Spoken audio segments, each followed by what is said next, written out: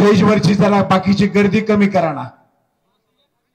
आदरणीय रामदेव माझे मला आज आपल्या मडी गावामध्ये होत असलेल्या हिंदू धर्म सभेच्या निमित्ताने आमचे हिंदुत्ववादी विचाराचे कडवट असलेले माझे विधिमंडळातले सहकारी आमदार सन्मान्य संग्राम जगतापजी, श्रीराम सेनेचे प्रमुख कडवट हिंदुत्ववादी असलेले आमचे सागर बेगजी, या गावाचे प्रथम नागरिक सन्मान्य मरकडजी, आदरणीय आदिनाथ शास्त्री महाराज, आदरणीय अशोक पालवे महाराज, उपस्थित असलेले सर्व हिंदू बंधू भगिनीनो आणि माझे सर्व तरुण मित्रांनो, आमचे पत्रकार मित्र, आज आपल्या मडी गावामध्ये हिंदू धर्म सभेच्या निमित्ताने मी माझे विचार मांडण्यासाठी आवर्जून आपल्या इथे उपस्थित आहे. सर्वप्रथम मी आपल्या मडी गावाचे सरपंच मरकड आणि त्यांच्या सर्वच ग्रामपंचायतच्या आणि मडी गावातल्या सर्वच आमच्या ग्रामस्थांचं तुमचं मनापासून मी अभिनंदन करेन की जेव्हा जेव्हा आमच्या हिंदू राष्ट्राचा इतिहास लिहिला जाईल तेव्हा तेव्हा तिथे आमच्या मडी गावाचा उल्लेख हा सुवर्ण अक्षरामध्ये असेल, हे मी आवर्जून तुम्हाला इथे सांगतो. कारण का तुम्ही जे काय पाऊल उचललंय ते तुम्हाला तुमच्या गावापुरतं वाटलं असलं तरी आपल्या या हिंदू राष्ट्राला भक्कम करणारं एक महत्वाचं पाऊल आहे. तुम्ही जी घेतलेली भूमिका, तुम्ही जो घेतलेला निर्णय आणि ह्या जिहादांना जी काय तुम्ही त्यांची लायकी दाखवली आहे त्यासाठी खरंच मनापासून मी तुमचं अभिनंदन करतो. अभिनंदन. कोणतरी पुढे आले नाहीतर बोंबलून बोंबलून माझा आणि सागर विगारचा घसा खराब होत होता, कोण पुढे यायला तयार नाही, कोण असे ठराव घालायला तयार नाही. पण कुठल्या तरी महाराष्ट्रातल्या कडवट विचाराचे एक गावातले आमचे सर्व हिंदू राष्ट्रातले नागरिक जागले आणि असा एक ठराव तुम्ही सगळ्या जणांनी केलाय जो आपल्याला देशाला, आपल्या महाराष्ट्राला दिशा देणार आहे. तुम्हाला आवर्जून या निमित्ताने सांगितलं. म्हणून हा तुमचा काय गावापुरता नाही. मी जे काय सगळं अधिवासनाचं कामकाज बाजूला ठेवून तुम्हाला फक्त तुमचं अभिनंदन आणि पाठीवर थाप मारण्यासाठी आलेला फक्त. आणि थोडं प्रशासनाला सांगतोय, सरकार हिंदुत्वादी विचाराचं आहे, हे जरा फलक तुमच्या बीडीओच्या कार्यालयाच्या बाहेर लिहून ठेवा. दिवस रात्र जरा बघून द्या तिकडे. याचं कारण असं आहे की हा जो ठराव आपण जो केला त्याच्यामुळे जो संदेश जो गेलाय ना, हा आता प्रत्येक गावाने आणि प्रत्येक धर्मस्थळांनी हा अशा पद्धतीने प्रेरणा घेऊन आता महाराष्ट्राची वाटचाल आपल्याला करायची. आम्हाला अपेक्षित हे आहे, हिंदू राष्ट्राचा जे काय आम्ही वाटचाल इथे करतोय तिथे अशाच प्रत्येकाने या जिहादांच्या विरोधात भूमिका घेणं अत्यंत गरजेचं आहे. काय मस्ती हो यांची, काय मस्ती. आमचे संग्रामजी बोलले बरोबर आहे. यांच्या ईद आणि मोहरमच्या जे मिरवणुका निघून दे. आताच काहीतरी त्यांचं काय चांद बिन बाहेर आलाय. कुठला चांद, कोणाचा चांद आणि काय काय खालती उतरल्यावर चांद दिसतोय त्यालाच माहित. मग तुमच्या पवित्र महिन्यामध्ये तुमच्या धर्माच्या विरोधात, तुमच्या मोहम्मद पैगंबरांच्या विरोधात तुमच्या इस्लामच्या विरोधात आम्ही अगर भूमिका घेतली तर तुम्हाला आवडेल का? हा साधा प्रश्न आम्ही त्यांना विचारायचा आहे. जो न्याय तुम्हाला लागतो तोच न्याय हिंदू धर्माला लागला पाहिजे. कारण का तुम्हाला तुमच्या इस्लाम बद्दल बोललं तर लगेच तुम्ही मारायसाठी बाहेर येता. जे मध्ये मोहम्मद पैगंबर बद्दल लिहिलेलं आहे, अगर आमच्या रामगिरी महाराजांनी अगर त्याचा काही उल्लेख केला जे तुमच्याच इस्लाम मध्ये लिहिलंय, वेगळं काही लिहिलेलं नाही, मग लगेच तुम्हाला मिरच्या लागतात, मग मारण्याच्या धमक्या काय देतात, मग घरात घुसून मारण्याचे कार्यक्रम काय करता. मग आता आमच्या ह्या पवित्र यात्रेमध्ये तुम्ही अगर इथे मटणाची दुकानं लावत असाल, या जागेला अपवित्र करत असाल, साले आंघोळ करत नसाल,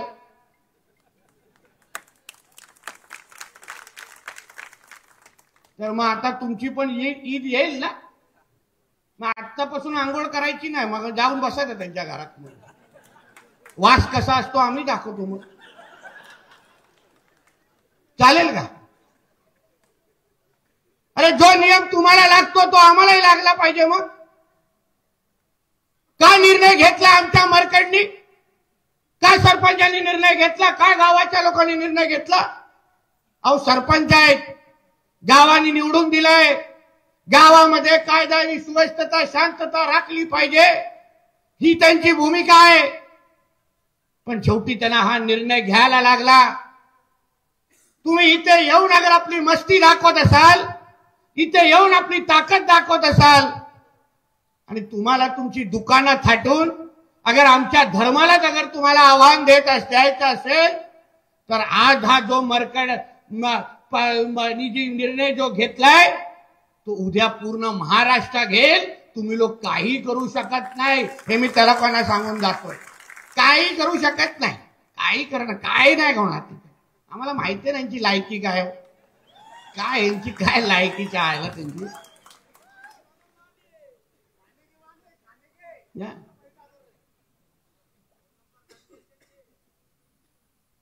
यांची काय लायकी काय ताकद हे आपल्याला माहिती आहे ना. काय करणार? आज राज्यामध्ये जसं महाराजांनी सांगितलंय, महाराष्ट्रामध्ये हिंदू समाजाने हे हिंदुत्वादी सरकार निवडून आणलंय. आम्ही जे आमदार मंत्री झालोय ना, ते फक्त या हिंदू समाजामुळेच आहे. आम्ही ठाम पद्धतीने सांगतो. आमच्या कारभारावर, आमच्या सरकारवर, आमच्या त्या मंत्रालयाच्या खुर्चीवर सर्वात पहिलं हिंदू समाजाचा अधिकार आहे, हे आम्ही ठाम पद्धतीने सांगतोय. म्हणून आम्ही असताना या हिंदू समाजाकडे कोण वाकड्या नजरेने पाहत असेल, कोण तुमच्या अगर वाकड्यात जात असेल, तर तो काय जास्त वेळ खुर्चीवर राहणार नाही. एवढा शब्द तुम्हाला मी आजच्या निमित्ताने देऊन जातो. पण काही संघर्ष करण्याची गरज नाही. काही संघर्ष करण्याची गरज. दिवस गेले ते मोर्चे बिरचे जाऊन द्या, आता बस झाला. आता आपलं सरकार आहे, देवाभाऊंचं सरकार आहे. आम्ही बसलोय सरकारच्या मध्ये. आम्हालाही बघायचंय कुठला अधिकारी वाकड्यात जातो, आम्हालाही बघायचंय कसा दिसतो तो नेमका.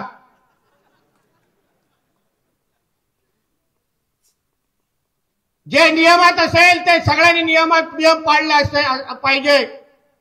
सरपंचांना पण सांगेन, ठराव आता एकदा रद्द केलाय ना. आपण छत्रपती शिवरायांकडून काय शिकतो? युक्ती तिथे युक्ती आणि शक्ती तिथे शक्ती. म्हणून सरपंचांना चुकीच्या जागी शक्ती लावू नका, युक्तीच्या जागी युक्ती वापरा. ठराव तुम्हाला नक्की मिळणार, हा शब्द तुम्हाला इथे देऊन जातोय मी. मिळणार. कोण थांबू शकणार नाही, कोण थांबू शकणार नाही. शक्यच आहे. कोणाला ताकद आहे? बसलोय ना आम्ही, फोन येतील ना आडवे तिडवे, मग कोणाला ताकद आहे? फक्त जे काही नियमात बसताय त्या गोष्टी करा. जास्तीत जास्त लोकांनी ह्या गावातल्या मडी गावातल्या मी सगळ्या ग्रामस्थांना मी ते सांगून जातोय, आवाहन करून जातोय. प्रत्येकाने त्या ठरावावर सही झालीच पाहिजे अशी भूमिका आणि शपथ घेऊन पहिले इथून निघा. नाही तर उगाच दांडे बोलत राहायचं आणि ठरावाचा कागद जेव्हा समोर येईल तेव्हा सहीच अगर करायची नसेल तर या दांड्या बिंड्याचा काही उपयोग होणार नाही. एकटाच बोलला, बाकी कोण नाही बोलत. काय म्हणून ठरावाच्या बाजूने मला 99% 1% नालायक निघणारच. म्हणून तर स्वातंत्र्यवीर सावरकरांनी सांगून गेलेत ना, मुसलमानांपेक्षा हिंदूंना हिंदूंचीच धोका आहे. स्वातंत्र्यवीर सावरकर लिहून गेलेला आहे. म्हणून तो 1% नालायक आपले निघणार, ते सोडून द्या. 99% मडी गावामधून त्या ठरावावर मला सह्या पाहिजेत. मिळणार की नाही मला हात वरती करून सांगा. प्रत्येकाच्या सह्या पाहिजेत मला. सरपंचांनी सह्या घेतल्यानंतर माझ्याकडे कागदपत्र पाठवायचे. मी मग बघतो तो व्हिडिओ कसा नाही तुम्हाला ठराव देतो. आम्ही बसतोय सरकारमध्ये, काय संघर्ष बिंगर हे केले. आपल्याला हा ठराव करून घ्यायचा आहे. कारण का ह्या जिहाद्यांची जी काय मस्ती आहे ना ती आता ह्या सरकारच्या काळात चालणार नाही. बघा तुम्ही आजूबाजूला नाशिकमध्ये अतिक्रमण निघतंय. आजूबा महाराष्ट्राच्या कानाकोपऱ्यामध्ये जिथे जिथे हे लोकांनी ढुंगण पसरून ठेवलंय ना सगळं अतिक्रमण आमचं सरकार काढताय. सगळं अतिक्रमण काढताय. हे लाडी करणारे आता कोण सरकारमध्ये नाही. यांची नाही, यांचे अब्बा डब्बा जब्बा गेले आता घरी, गेले घरी. आता नाही ते लाडबिड्यांचे कोण का. आणि कशाला लाड सहन करायचे. आमचे तुम्ही होणार आहेत. अहो भूमिका तुम्ही समजून घ्या.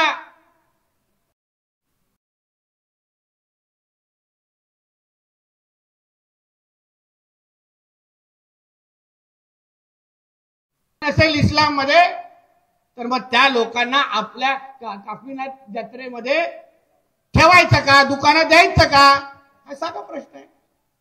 आपली पवित्र जत्रा आहे.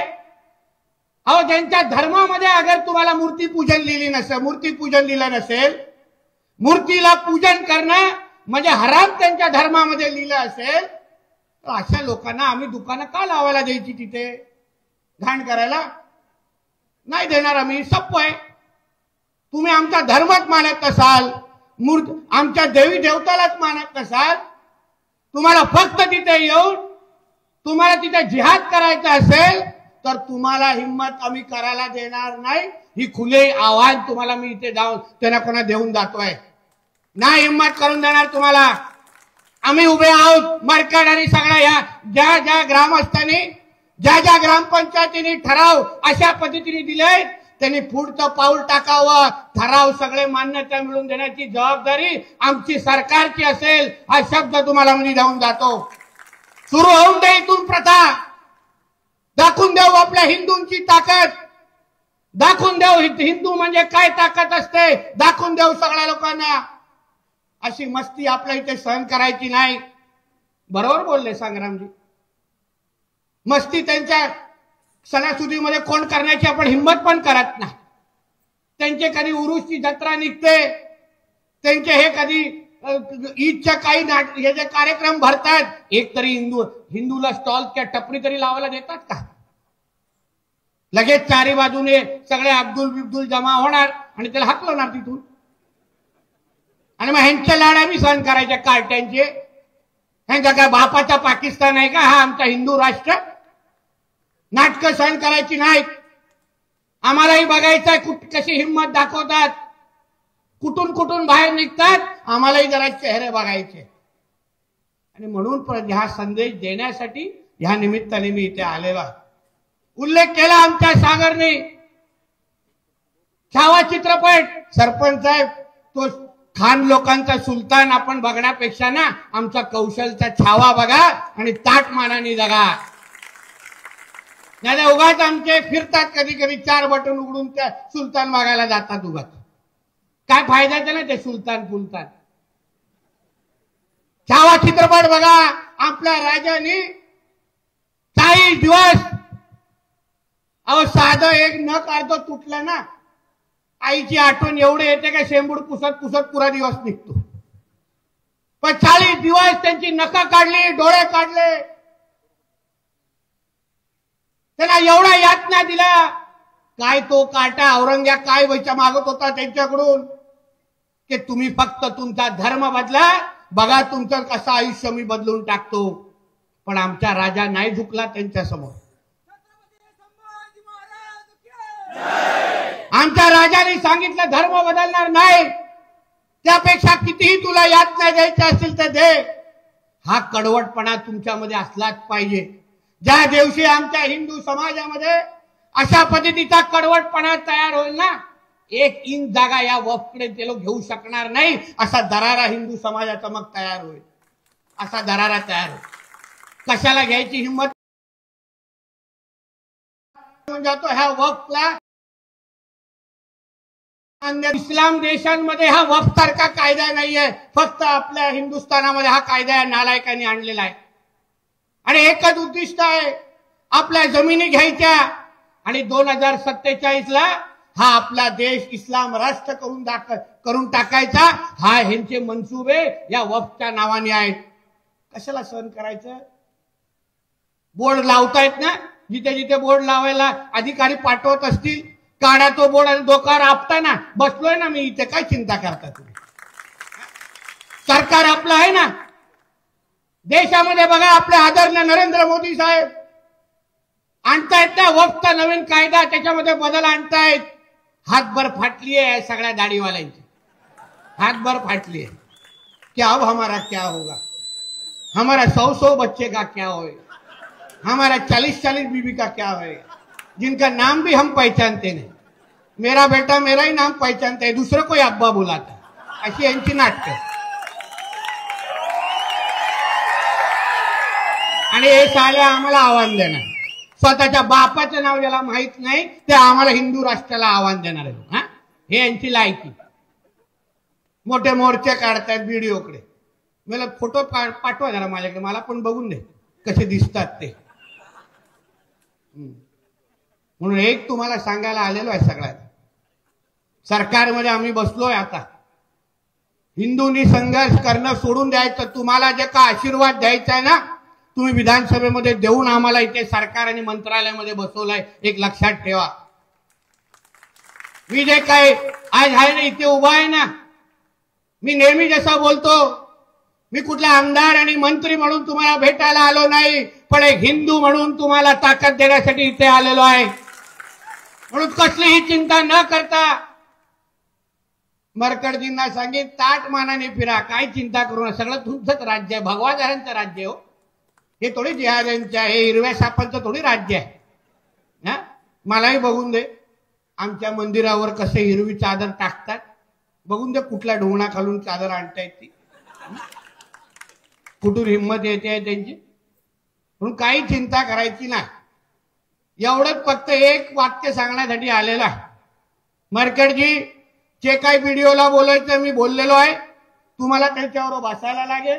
गावाला 99% ठराव द्यायला लागतील आणि मग त्यानंतर हा ठराव झाल्यानंतर महाराष्ट्रातल्या प्रत्येक ग्रामपंचायतीकडून असा ठराव कसा घ्यायचा हे प्रत्येक हिंदूने त्याच्यानंतर काम करावं. प्रत्येक हिंदूने काम करावं. व्यवहार करायचा असेल तर तो फक्त हिंदू बरोबरच करा, ही शपथ घेऊन पहिला इथून निघाला पाहिजे. नाही टाकायचे ह्यांच्या खिशात पैसे, ते हे पैसे आल्यावर पहिले फक्त ते सगळेचे सगळे पैसे जिहादसाठी वापरतात, बाकी कशालाही वापरत नाहीत. त्यांना फक्त ह्या देशाला इस्लाम राष्ट्र करायचंय, हा एक कलमी ह्या लोकांचा कार्यक्रम. आणि म्हणून हे लोकांची ही सगळी मस्ती चालू आहे. म्हणून आपल्या अधिवेशन म्हणून घाई करतोय. नाही तुम्हाला माहित आहे मी मनोसक्त ठोकण्यावाला आहे.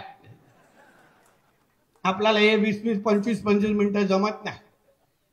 काय नाही इलाज आहे. आता काय जरा मंत्री झालोय ना सागर, त्याला जरा आपली शरीराने नाही पण बाकी सगळ्यांनी तरी उंची वाढली आहे. बरोबर आहे ना जगतापजी. आता आम्ही राजकीय दृष्टिकोनातून जगतापजींच्या बटनपेक्षा वरती आलो. बरोबर ना. बघा आम्ही किती बघतो बघा त्यांचे व्हिडिओ, आणि हिशोब चुकतो करतो की नाही. आपला मित्र आहे जे आज कार्य जे अहिल्यानगर मध्ये आमचे संग्राम जगताप करतायत ना, त्याबद्दल एक हिंदू म्हणून मला संग्राम जगतापवर सार्थ अभिमान आहे, हे मी माझ्या हिंदू भावाला सांगून जातो. ह्यांच्यासारखे 100 आमदार, ह्यांच्यासारखे उद्या 100 आमदार जेव्हा विधानसभेमध्ये येतील तेव्हा कुठल्याही जिहाद्याला आमच्या महाराष्ट्राकडे वाकड्या नजरे बघण्याची हिंमत राहणार नाही. ह्यांच्यासारखे 100 आणि एक अरे स्टेज केवढं आगे किती वाढतोय त्याला, सगळे पडू आम्ही. 100 ह्यांच्यासारखे आणि 101 आमदार आमच्या सागर सारखे. आमच्या सागर काय 29ला वेटिंग मध्ये आहे. महाराजांनी आशीर्वाद देऊन टाकलाय, म्हणजे आता थांबवण्याचा प्रश्नच येत नाही. आणि म्हणून या निमित्ताने आपल्याला सांगेन की आपण सगळ्या जणांनी मळी गावाने जो काय हिंमत केली ना, तुम्हाला सल्यूट आहे, सगळ्यांना सल्यूट आहे, मानाच्या मुद्रा आहे तुम्हाला.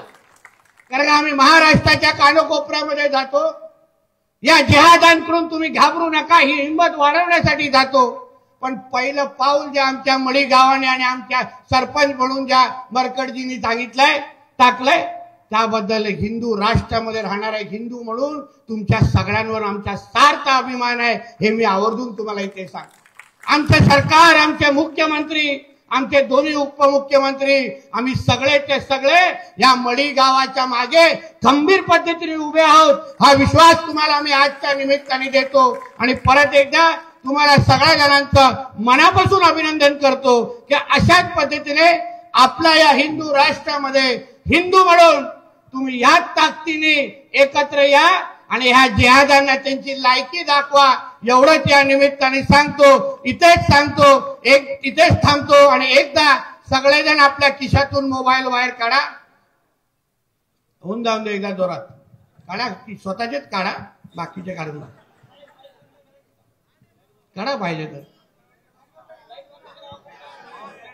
लाईट बंद करता येईल का बघा, शक्य आहे नाही तर माझ्या नावाने बिल पाडायचं.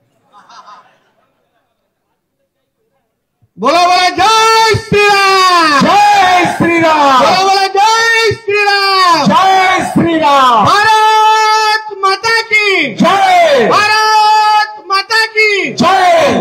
वंदे मातरम, वंदे मातरम. छत्रपती शिवाजी महाराज की जय, धर्मवीर संभाजी महाराज की जय.